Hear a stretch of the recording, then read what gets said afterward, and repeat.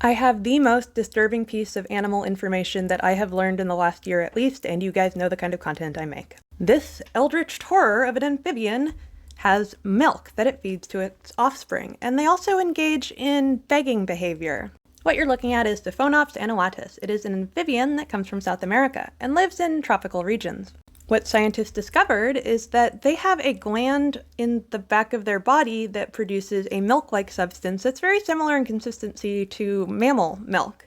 And the little offspring will actually make high-pitched squeaks in order to ask its mother to provide it. Now, earlier this year, I discovered that discus fish make milk for their offspring that they lick off of its body, which is not too dissimilar to what platypi do. We've also found at least one kind of spider that also feeds their offspring a milk-like substance.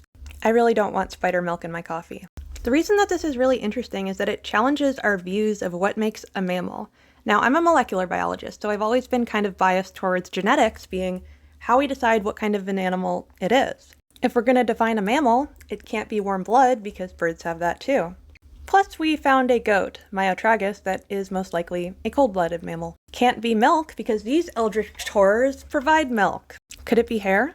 At this point, I would not be surprised at all if we found a non-mammalian animal with hair. Ultimately, nature gives guidelines for what a body form looks like, but it doesn't have strict laws. I'm sure we're going to find lots of odd critters in the future.